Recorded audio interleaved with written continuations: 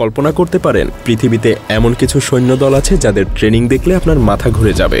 না, আমি মজা করছি না, সিরিয়াসলি আপনার মাথা ঘুরে যাবে। হ্যাঁ, জীবন্ত গ্রেনেড নিয়ে ক্যাচ ক্যাচ খেলা থেকে শুরু করে মাটির নিচে জীবন্ত কবর দেয়া পর্যন্ত সবকিছুই দেখবেন আজ। মনে রাখবেন, পৃথিবীর 99% সাধারণ সৈন্যই এদের প্রশিক্ষণে টিকতে পারবে না। তাহলে দেরি কেন? চলুন শুরু করা যাক। প্রথমেই আসি উত্তর কোরিয়ার 11তম স্টর্ম কর্পসের কথায়। এই বাহিনীর প্রশিক্ষণ দেখলে চোখ কপালে উঠতে বাধ্য। মনে হবে কোনো সামরিক কার্যক্রম চলছে না, বরং কোনো একটা মার্শাল আর্ট সার্কাস শো চলছে। দেখবেন একজন সৈন্য অন্য সৈন্যের মাথার উপর থেকে লাফিয়ে লাথি মেরে চায়ের কাপ উড়িয়ে দিয়ে আসছে, আর একজন খালি আঙুল দিয়েই বাল্ব ভেঙে ফেলছে, একদম ম্যাজিকের মতো। কিন্তু এ তো কিছুই না। আসল মজা শুরু হয় যখন তাদের সুপ্রিম লিডারকে ইমপ্রেস করার পালা আসে। তখন এরা বুকে পাথরের আঘাত পর্যন্ত নেয়, কাঠের লাঠি দিয়ে নির্মমভাবে পেটানো সহ্য করে। তবে দেখতে যতই রোমাঞ্চকর লাগুক না কেন, আসল যুদ্ধক্ষেত্রে কিন্তু বুলেট এভাবে থামানো যায় না, তাই না? কিন্তু বুলেট থামানোর পরিবর্তে যদি সরাসরি হাড় ভাঙার কথা বলি, হ্যাঁ, কম্বোডিয়ার SF911কে। এখানে কোনো ইট ভাঙার খেলা নেই, নেই কোনো বাহারি শো। এখানে আছে একদম রিয়েল ব্লাড অ্যান্ড ব্রুটালিটি। এদের ড্রিল ইনস্ট্রাক্টররা সরাসরি এই সৈন্যদেরকে ভেঙে ফেলতে চায়। হ্যাঁ, আক্ষরিক অর্থেই ভেঙে ফেলতে চায়। ধুম করে একটা ঘুষি, পাজরে লাথি, পেটে ঘুষি, খোলা হাতে থাপ্পড়, সবই যেন এখানে সৈন্যদের ডেইলি মেনু। আর আপনার কপাল যদি একটু বেশি খারাপ হয় তাহলে পাবেন স্পেশাল স্পার্টান কিক। হ্যাঁ, হয়তো এই পাগলামির পেছনেও কোনো মেথড আছে। তবে শুধু মারপিট দিয়েই কি যুদ্ধ জেতা যায়? একদম না। তাই ভিয়েতনামের কমান্ডোরা বেছে নিয়েছে একদম ভিন্ন স্ট্র্যাটেজি। বলা যায় এরা যেন অন্য মাটির তৈরি মানুষ। এরা শুধু পরিবেশের সঙ্গেই মানিয়ে নেয় না, বরং সেই পরিবেশকেই ভয়ঙ্কর মারণাস্ত্রে পরিণত করে ফেলে। যেমন ওই বাঁশের খুঁটিটা দেখুন, সাধারণ মনে হচ্ছে তাই না? কিন্তু জঙ্গলে এটাই তাদের সিক্রেট চিট কোড।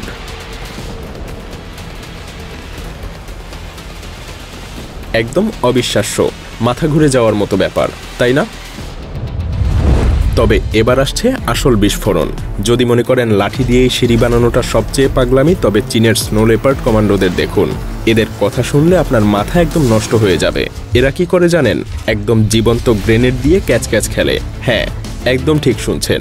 যেখানে বাচ্চারা বল নিয়ে খেলে, সেখানে এরা অ্যাক্টিভ টাইম বোম নিয়ে খেলে। একজন অন্যজনের দিকে ছুঁড়ে মারছে জীবন্ত গ্রেনেড, যেন কোনো খেলনা। কিন্তু না, এটা কোনো বোকামি না।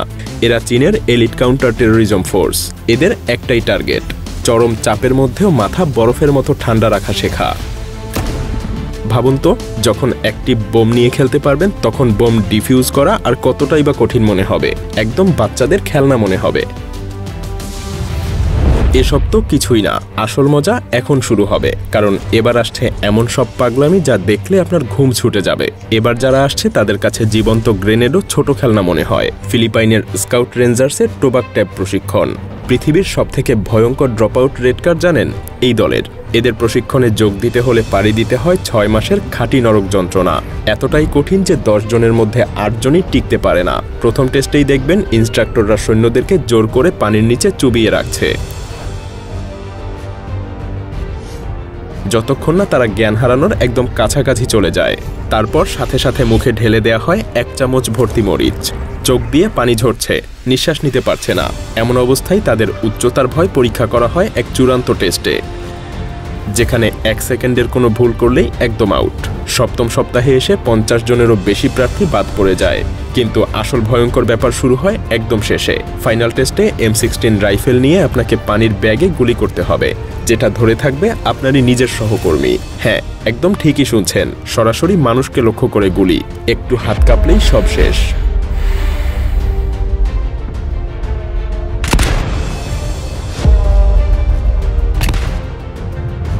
কিন্তু 6 মাস যদি বেশি মনে হয়, তাহলে তাইওয়ানের হেলউইক আপনাকে দেখাবে কিভাবে মাত্র 7 দিনেই সব যন্ত্রণা শুষে নেওয়া যায়। এদের ফিনিশ লাইনের নামই হলো রোড টু হেভেন, মানে সরাসরি স্বর্গের রাস্তা। শুরু হয় ভোর 3টায় সবথেকে নৃশংস মর্নিং কল দিয়ে।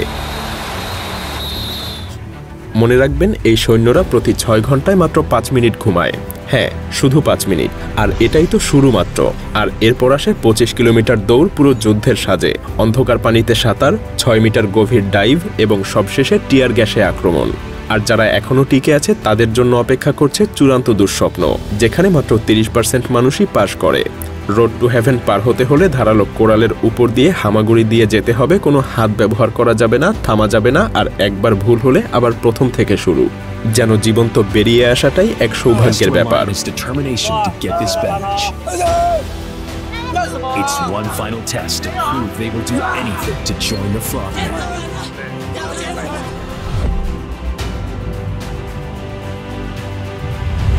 তবে শারীরিক যন্ত্রণায় যদি যথেষ্ট না হয় তাহলে দক্ষিণ কোরিয়ার ব্ল্যাক বেল্টদের দেখুন। এদের প্রশিক্ষণ মানে পৃথিবীর সবচাইতে মারাত্মক মানুষদের সাথে তলোয়ার যুদ্ধ। তবে এই যুদ্ধের আগে সৈন্যদেরকে অনাহারে রাখা হয় 5 দিন, আর খাবার চাইলে তাদেরকে আবারও করতে হবে অসংখ্য পুল আপ। 5 লাখ সৈন্যের মধ্যে থেকে মাত্র 5000ই ব্ল্যাক বেল্ট হওয়ার যোগ্যতা পায়। আর এদেরকে দেখবেন নিজেদের সঙ্গীকেই ছুরি দিয়ে আক্রমণ করতে, যাকে বলা যায় পুরোটাই পাগলামি। কিন্তু নিজেদেরকেই আক্রমণ করাটা যদি আপনার কাছে পাগলামো মনে হয় তাহলে 707তম স্পেশাল ফোর্সের মিশন গ্রুপকে কি বলবেন? এরা হলো দক্ষিণ কোরিয়ার নীরব মৃত্যুদূত। আপনি এদের যখন দেখবেন ততক্ষণে আপনার অনেক দেরি হয়ে যাবে। এরা ডেল্টা ফোর্স আর ব্রিটিশ SAS এর আদলে তৈরি। এরা কোনো শব্দ ছাড়াই বিল্ডিংয়ে ঢুকে পড়তে পারে, সার্জিক্যাল নিখুঁততায় শত্রু নিধন করতে পারে, এমনকি হাইজ্যাক্ট গাড়িতেও ঢুকে যেতে পারে। সবচেয়ে পাগলামো হলো এরা উল্টো ঝুলে জানালা দিয়ে ঢুকে যায়, দেয়ালে বিস্ফোরণ ঘটিয়ে নিজেদের পথ তৈরি করে। প্রতিটা অপারেটরই একজন স্নাইপার এবং মার্শাল আর্ট এক্সপার্ট। আর দক্ষিণ কোরিয়ার রেজিকদের দেয়াল ভেঙে ঢোকা তো দূরের কথা, তাদেরকে টপ র্যাঙ্ক পেতে হলে জীবন্ত মাটির নিচে কবর দেয়া হয়। হ্যাঁ, একদম সত্যি কথা। এরা যে কোনো ধরনের যুদ্ধের জন্য তৈরি করে এক মারাত্মক বাহিনী। জিম্মি উদ্ধার, কঠিন পদযাত্রা, এমনকি 20 ঘন্টার সিমুলেটেড ক্যাপচার। আর যখন দিনের পর দিন এই যন্ত্রণায় একদম ভেঙে পড়ে তখনই আসে ফাইনাল টেস্ট, জীবন্ত কবর। মানুষের সহন শক্তির একদম চূড়ান্ত পরীক্ষা। মাটির নিচে শুয়ে থাকতে হয় জীবন্ত অবস্থায়। কত সময় টিকতে পারে সেটাই দেখা হয়।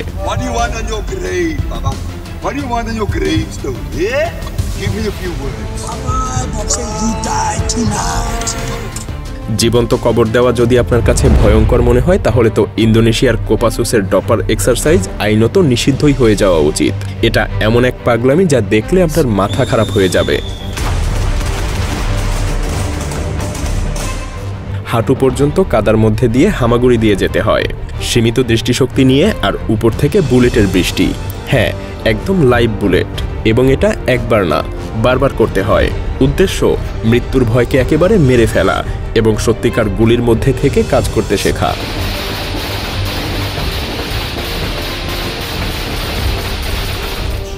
কিন্তু সবচেয়ে ভয়ঙ্কর ব্যাপার কি জানেন? নিজের টিমমেটকে বুলেটের টার্গেট বানানো। ফ্রান্সের GIGN এরা প্রতিটা অপারেটরকে যেন একজন শার্প শুটার বানায়।